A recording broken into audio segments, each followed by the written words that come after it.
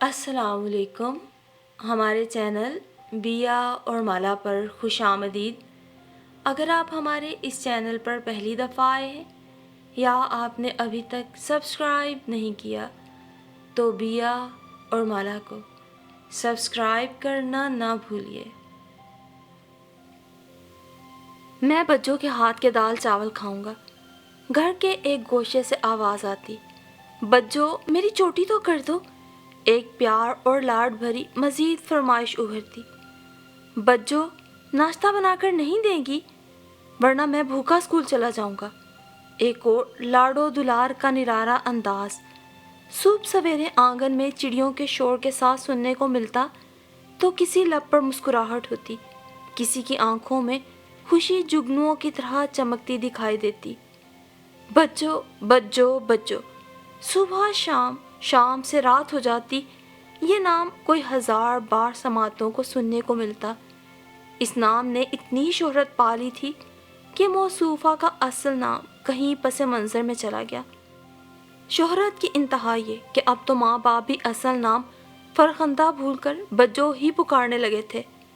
اری بجو ذرا باورچی خانے سے فارغ ہو کر میرے سر پہ مہندی لگا دینا. آج کتنے دنوں بعد سردی کا زور ٹوٹا.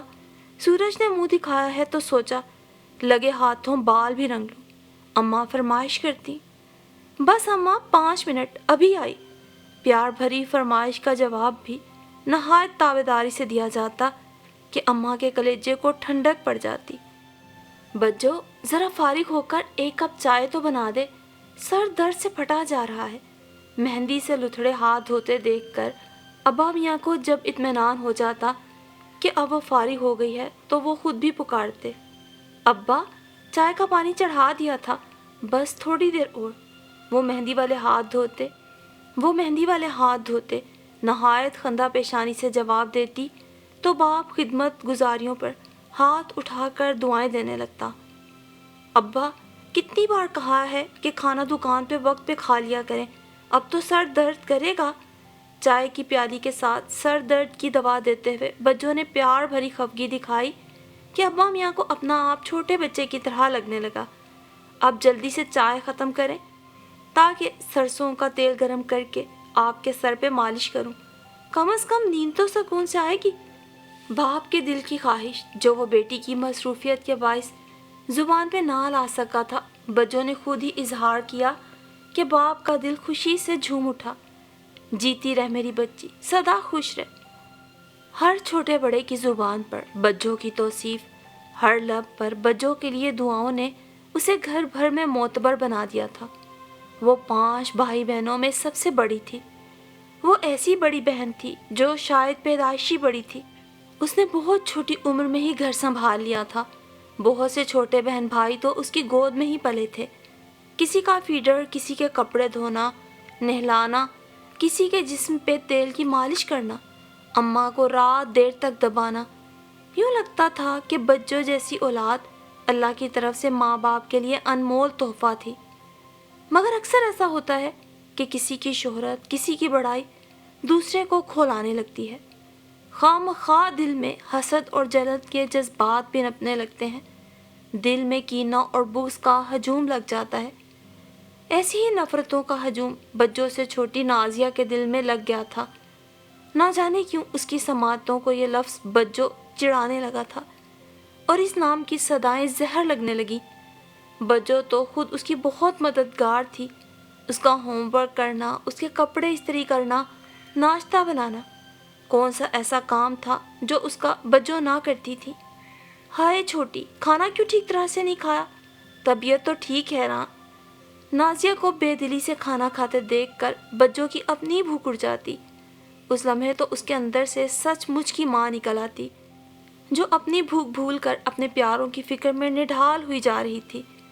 بس جتنا کھانا تھا کھا لیا, کیا ہے بجو, بیکار میں سر پہ سوار نہ ہو جایا کرو. نازیہ کا اس معاملے میں الٹا دماغ تھا. جہاں باقی سب گھر والے بجو کی توجہ اور خیال پہ پھولے نہ سماتے, نازیہ کو یہ باتیں ڈھونگ اور دکھاوا لگتی تھی. اسے لگتا خود کو سب گھر والوں کے سامنے اچھا اور مخلص ثابت کرنے کے لیے بجو نے یہ سوانگ بھر رکھا ہے. بجو اصل میں منافق اور ریاکار ہے۔ نازیہ کی زبان زہر اگلتی۔ شرم کر نازیہ، تیری بڑی بہن ہے، اس طرح بات کرتے ہیں؟ بڑی لمبی زبان ہو گئی ہے تیری۔ ماں باپ کی بجو کے حق میں حمایت نازیہ کو اور سیخ پا کر دیتی۔ اسے بجو پر سخت غصہ آتا کہ کیسے ماں باپ پر بھی قبضہ کر رکھا ہے۔ انسان بھی عجیب فطرت رکھتا ہے، کوئی حد سے زیادہ خیال رکھے تو اسے یہ ڈھونگ اور ناٹک لگتا ہے، کسی کا پیار دکھاوا لگتا ہے۔ دنیا کے سامنے سب ڈرامہ ہے، ورنہ دل تو کالا سیاہ ہے۔ نازیہ نے بھی بجو کو دل ہی دل میں اپنا حریف بنا لیا تھا، اور وقت گزرنے کے ساتھ ساتھ حسد، جلن اور نفرت کے اس جذبے میں اضافہ ہوتا چلا گیا تھا۔ نازیہ کے دل کے نہاں خانوں میں بجو کی کیا حیثیت تھی؟ بجو اس سے قطعی لا علم تھی۔ وہ تو بس اپنا کردار بخوبی ادا کرنے کی دھن میں مگن رہتی۔ بہت بار تو اس نے بجو کو اس کے مقام سے گرانے کی کوشش بھی کی۔ کبھی کھانے میں میٹھے کی جگہ نمک ملا آتی، کبھی کھانے میں نمک تیز کر دیتی، نہایت خاموشی سے اس کے قیمتی جوڑے پہ استری رکھ دیتی۔ پھر جو شور شرابہ اٹھتا تو نازیہ خوب انجوائے کرتی۔ بڑی آئی گھر کی پردھان، تھوڑی دیر کی تادیب اور سرزنش کے بعد پھر سے گھر کے در و دیوار بجو بجو پکارنے لگتے تو نازیہ کا دل چاہتا کہ بجو کی واہ واہ کو آگ لگ جائے، اس کی پسندیدگی کو زوال آ جائے۔ ہر کوئی بجو کے کام میں کیڑے نکالے، ہر فرد بجو سے نفرت کرے، مگر یہ خواہش کبھی پوری نہ ہوتی۔ بجو کی مقبولیت میں ہر گزرتے دن میں اضافہ ہوتا چلا جا رہا تھا۔ آنے والے دنوں میں بجو کی بات پکی ہوئی تو اماں نے نازیہ کو گھر کے کام سنبھالنے کا حکم دے دیا۔ سال ہا سال کے آرام اور ٹانگ پہ ٹانگ چڑھائے وہ جو بجو کے سر پہ کرتی تھی، اس میں ایک دم سے خلل پڑا تو مزاج شاہی کو سخت ناگوار گزرا۔ پھر بھی اماں کے ڈر سے چاروں نہ چار میدان عمل میں کود پڑی، لیکن پھوہڑ پن کا یہ عالم تھا کہ ہر کام بگاڑ ڈالتی۔ نازیہ، ارے کوئی کام تو ڈھنگ سے کر لیا کر، یا بجو سے ہی سیکھ لے۔ ابا میاں کو نازیہ کے کام میں کمی بیشی نظر آتی تو وہ برملا تنقید کر ڈالتے، ویسے بھی انہیں بجو کے کام کی عادت ہو چکی تھی۔ نازیہ، یہ گوشت کیسا بھونا ہے، ابھی بھی مہک آ رہی ہے کچے پن کی۔ نازیہ کے ہاتھ کا کچا پکا سالن کھاتے ہوئے اماں بد مزہ ہو کر ہاتھ کھینچ لیتی، بجو سے ہی گوشت بھونا سیکھ لیتی۔ بد مزہ گوشت حلق سے اتارنا تو دور کی بات، دیکھتے ہی دیکھتے منہ کے زاویے بگڑنے لگتے۔ نازیہ جل بھن کے کباب ہی تو ہو جاتی۔ اور پھر جوں جوں بجو کی رخصتی کا وقت قریب آتا جا رہا تھا، گھر والوں کے دل اداسیوں میں گھرتے چلے جا رہے تھے، ماں سوائے نازیہ کے۔ اس میں رتی برابر بھی مبالغہ آرائی نہ تھی کہ ابا میاں کے خون پسینے کی کمائی سے جو گارے مٹی کا گھر کھڑا کیا گیا تھا، اسے بنانے اور سنوارنے میں اماں کے بعد بجو کا ہی ہاتھ تھا۔ اپنے سگڑاپے اور طریقے سلیقے سے بجو نے اس مکان کو گھر بنا دیا تھا۔ باورچی خانہ ہو یا drawing room, T V lounge ہو یا اسٹڈی روم، ہر جگہ بجو کا سلیقہ نظر آتا تھا۔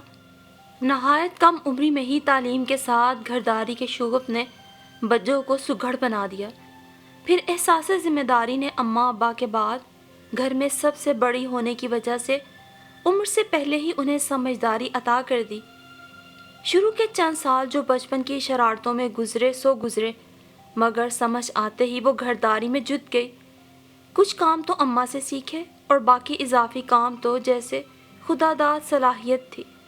وہ اگر ماں باپ کی چہیتی تھی تو حیرت نہ تھی، اس نے اگر بہن بھائیوں کا پیار لیا تو اپنی خدمت گزاریوں سے لیا۔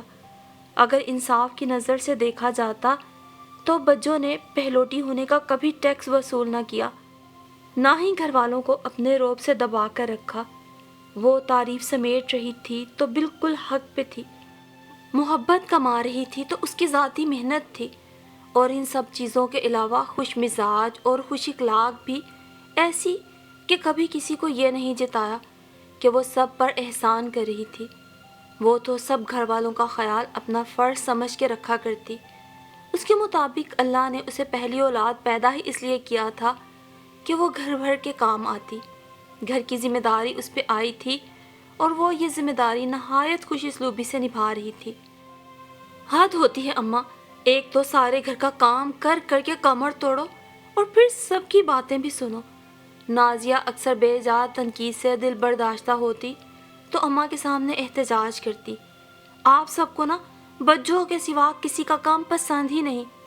دل کی جلن وہ اندر نہ رکھ پاتی تو باہر نکال دیتی اور سب کو کھری کھری سناتی تو بجو بس مسکرا کے رہ جاتی، مگر اماں اپنی خدمت گزار بیٹی کے حوالے سے ایک جملہ بھی کڑوا ہضم نہ کر پاتی۔ ہاں تو کام بھی تو کس قسم کا کر کے دیتی ہے تو، اتنی بے دلی سے کہ جیسے سر سے اتار کے پھینک رہی ہے۔ کبھی ہنڈیا جلی ہوئی ہے تو کبھی روٹی جلی ہوئی ہے، کبھی جانوروں کے چارے کی طرح کٹا بے ڈھنگا سلاد ہمارے منہ پہ دے مارتی ہے جسے کھانے کو کسی کا دل نہ چاہے۔ اماں غصے میں جلی بھنی نازیہ کی طبیعت صاف کرتی تو نازیہ بھی گز بھر زبان چلاتی، بھائی آپ لوگوں کو تو نا بجو فوبیا ہو گیا ہے، اس جیسا فوٹو کاپی کا پیس چاہیے آپ سب کو، مجھ سے تو نہیں بنا جاتا بجو جیسا، میں نازیہ ہوں، میری اپنی شخصیت ہے۔ کچھ باتیں تو وہ کھل کھلا کے منہ پہ کہہ دیتی، باقی کا زہر اکیلے میں نکالتی۔ اماں ابھی بچی ہے نا، آہستہ آہستہ سیکھ جائے گی، اگر اس پہ اسی طرح تنقید کی جائے گی تو اس کا رہا سہا اعتماد بھی ختم ہو جائے گا۔ نازیہ کو بجو کی حمایت بھی منافقت دکھائی دیتی، بجو کا کوئی بھی لفظ اس کے پتھر دل کو موم نہ کرتا، بلکہ وہ یہی دعا کرتی کہ جلد از جلد منحوس بجو اس گھر سے دفع ہو، تاکہ اس گھر کے در و دیوار بجو کی تعریفوں کے جو نغمے گاتے ہیں وہ بند ہو اور یوں نازیہ کے دل کو قرار آئے، وہ سکون کا سانس لے سکے۔ اور یوں اللہ اللہ کر کے بجو کی رخصتی آن پہنچی۔ جہاں باقی گھر والے غم سے نڈھال تھے وہاں نازیہ کی آنکھوں سے ایک بھی آنسو نہ نکلا، بلکہ گھر والوں کو یوں غمزدہ دیکھ کر نازیہ کو سخت غصہ آ رہا تھا۔ ماں باپ کی انہی شدت پسندیوں نے اسے دلی طور پہ گھر والوں سے دور کر دیا تھا۔ اسے لگتا تھا اماں ابا بھی انصاف پسند نہیں، سب بہن بھائیوں کا حق مار کر صرف ایک اولاد کو دیے جا رہے تھے، سب بہن بھائیوں کا حق مار کے وہ صرف ایک اولاد کو دے رہے تھے۔ نازیہ کے مطابق پیار کے معاملے میں اس کے ساتھ زیادتی ہوئی تھی، سو احتجاج کے طور پہ وہ گھر والوں سے متنفر ہو گئی اور باہر کی دنیا میں دوستیاں ڈھونڈنے لگی، اور یوں فیس بک پر اس کی دوستی روشنا نامی لڑکی سے ہو گئی۔ چند مہینوں میں روشنا سے اس کی دوستی اتنی گہری ہو گئی کہ گھر کی ہر اہم غیر اہم بات اس کے گوشے گزار کر دی جاتی، یہاں تک کہ قصہ بجو بھی منو ان چار لگی لپٹی لگا کر اسے سنا دیا گیا۔ روشنا بہت اچھی لڑکی تھی، بہت محبت کرنے والی۔ نازیہ کو لگا تھا اس کی ذات میں جو تنہائی اور جو محبت کی کمی ہے، روشنا کی تھوڑی توجہ اور پیار بھری باتوں سے وہ کافی حد تک کم ہو گئی ہے۔ روشنا سے دوستی کے بعد وہ خود کو ایک بہتر انسان محسوس کرتی تھی۔ اب دل کی ہر کھولن، ہر جلن وہ روشنا کے ساتھ ہی چیٹ پہ نکالا کرتی۔ پھر یوں ہی باتوں باتوں میں ایک روز روشنا نے کہا، نازیہ کیوں نہ ملاقات کی جائے کسی اچھے سے ریسٹورنٹ میں۔ نازیہ جو خود روشنا سے بہت متاثر تھی اور اسے ملنے کی چاہت کتنے ماہ سے دل میں چھپائے بیٹھی تھی، سو اماں کے سر آن چڑھی۔ بس اماں 1 گھنٹے کی تو بات ہے، یوں گئی اور یوں آئی۔ وہ خود کافی دیر سے اماں کو مکھن لگا رہی تھی کہ بجو کو دیکھتے ہی اس کا منہ بن گیا، لو انہوں نے یوں بے وقت منہ اٹھا کر ضرور آنا تھا۔ روشنا یہ کون سی دوست ہے تمہاری نازیہ؟ بجو کو یہ نام کچھ نیا سا لگا تھا۔ وہ نازیہ کے اسکول سے کالج تک کی ہر دوست سے واقف تھی سوائے روشنا کے۔ میری فیس بک فرینڈ ہے، نازیہ نے تیکھے انداز سے جواب دیا۔ نازیہ کا رویہ صاف بتا رہا تھا کہ اسے روشنا سے متعلق بجو کی انکوائری بالکل اچھی نہیں لگی۔ فیس بک فرینڈ؟ نہ جس کو دیکھا نہ کبھی ملی اسے بیسٹ فرینڈ بنا لیا۔ جانتی ہو آج کل فیس بک پہ کی گئی دوستیاں کتنا نقصان دہ ثابت ہو رہی ہیں۔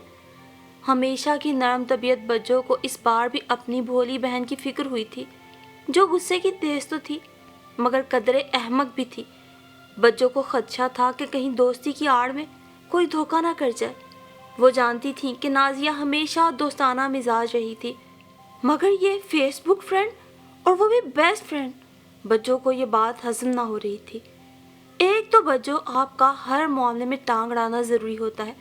میں کوئی بچی نہیں ہوں جسے دوستیاں کرنے کے لیے کسی کی اجازت کی ضرورت ہو. کالج میں 10 فرینڈز کے گروپ ہوا کرتے تھے. مگر آپ کو کیا پتا, آپ کی تو بس ایک ہی دوست تھی نا. نازیہ تنزیہ مسکرائی. جانتی تھی کہ بجو کی بس ایک آدھی دوست ہوتی, جبکہ بجو کم مگر مخلص دوستی کی قائل تھی. میں مانتی ہوں نازیہ کہ تمہارے دوستوں کی بہت تعداد رہی میری نسبت, مگر میری جان, دوستی میں تجربے کی کیا منطق ہے.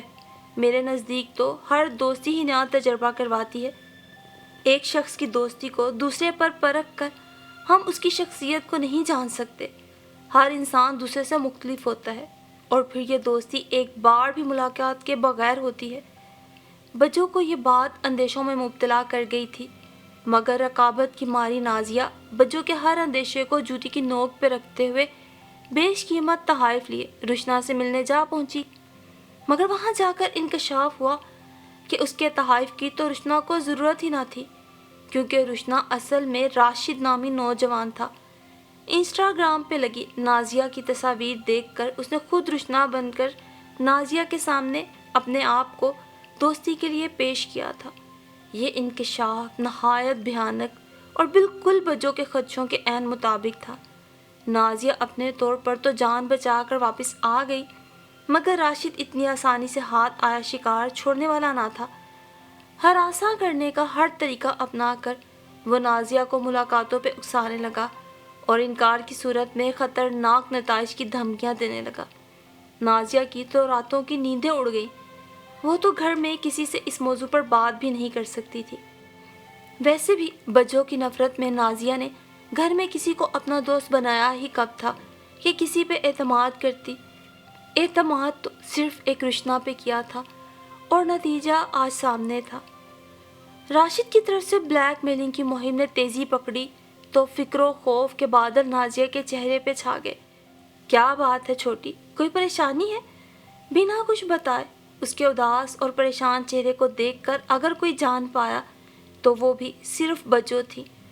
وہ نظریں جن کو نازیہ نے ہمیشہ جھوٹا کہا, جن سے جھلکتا پیار اسے مکر و فریب لگا.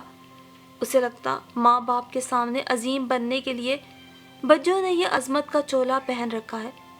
نازیہ آج بری طرح سے راشد کے جال میں پھنسی ہوئی تھی کہ گویا کسی نے شہراب پہ تلوار رکھ دی تھی. بجو, ہچکیاں بھرتے پہلی بار نازیہ نے دل سے یہ لفظ کہا اور تڑپ تڑپ کر بجو کے سینے سے لگ کے رو دی, ساتھ ساری کہانی سنا ڈالی. ارے اتنی بڑی بات ہو گئی اور تم نے کسی کو بتایا نہیں. نازیہ کا غم اپنے سینے میں اتارتی بجو کی اپنی آنکھیں بھیگ گئی. شرمندگی اور خوف کے مارے نازیہ اس کی گود میں سر رکھے بس روئے چلی جا رہی تھی. کس منہ سے کہتی کہ بجو آپ کی نفرت میں گھر والوں سے اتنی دور ہونے کی یہ بھیانک سزا ملی ہے کہ آج راشد مجھے تنہائی میں ملنے کے لیے بلیک میل کر رہا ہے. میری چندہ, تم پریشان نہ ہو, تمہاری بجو کوئی نہ کوئی حل نکال لے گی, تمہیں اس مصیبت سے بچا لے گی. اور پھر کمال ہوشیاری اور رازداری کے ساتھ بجو نے وہ چال چلی کہ شکاری خود شکار ہو گیا. راشد نے نازیہ کو اس روز ہوٹل بلایا تھا. نازیہ کی جگہ بجو نقاب میں خود کو چھپا کر اس سے ملنے چلی گئی, یہ جانتے ہوئے بھی کہ یہ کتنے خطرے کا کام ہے. اس کی اپنی شادی شدہ زندگی برباد ہو سکتی تھی, مگر بجو کو تو صرف اپنی پیاری بہن کی پرواہ تھی. اس کی داؤ پہ لگی عزت کی فکر تھی. ہوٹل کے عملے اور پولیس والوں کو وہ پہلے ہی باخبر کر چکی تھی. عین موقع پہ پولیس نے چھاپا مار کر راشد جیسے بلیک میلر کو پکڑ کر نازیہ سمیت بہت سی لڑکیوں کو برباد ہونے سے بچا لیا. پولیس والوں نے ہی بجو کو بتایا کہ سائبر کرائم والے بہت عرصے سے اس بلیک میلر کی تلاش میں تھے. یہ نازیہ سے پہلے بھی بہت سی لڑکیوں کو بلیک میل کر کے اپنی ہوس کا نشانہ بنا چکا ہے. ہم اسے کڑی سے کڑی سزا دیں گے. سو یوں راشد کا قصہ تمام ہو گیا. بجو, مجھے معاف کر دے, میں نے ہمیشہ آپ کو غلط سمجھا. میری ہی سوچ غلط تھی, بلکہ میری جیسی اولاد کی یہ سوچ غلط ہوتی ہے کہ ماں باپ کا جھکاؤ ایک اولاد کی طرف کیوں ہے. آپ محبتوں کی صحیح حقدار تھیں. ماں باپ کو تو اپنی ساری اولاد ہی پیاری ہوتی ہے. بس کوئی اولاد اپنی خدمتوں اور محبتوں سے آگے بڑھ کر ان کا زیادہ پیار اور دعائیں سمیٹ لیتی ہے۔ نازیہ کی آنکھوں سے بہتا ایک ایک آنسو اپنی غلطی، کم ظرفی اور گمراہی کا اعتراف کر رہا تھا، جبکہ اعلیٰ ظرفی سے مسکراتی بجو کا سینہ اس وقت کسی گہرے شفاف سمندر کی طرح وسیع ہو رہا تھا۔ اسے نازیہ سے کوئی گلہ نہ تھا، وہ جانتی تھی کہ نازیہ ناسمجھ ہے، وہ کسی بڑے نقصان سے بچ گئی تھی۔ بجو کے اطمینان کے لیے یہ بات ہی کافی تھی، اور نازیہ کی بے وقوفی کا سب گھر والوں کے سامنے پردہ بھی رہ گیا تھا۔ ہاں، یہ راز تو صرف نازیہ ہی جانتی تھی کہ وہ گمراہی اور غلاظت کے اس اندھے کنویں میں کس باعث گرنے لگی تھی۔ اپنے گرد موجود بجو جیسے خوبصورت اور پاکیزہ انسان سے بے وجہ کی نفرت واقعی اسے لے ڈوبتی، لیکن بچایا بھی تو کس نے؟ اسی بجو نے۔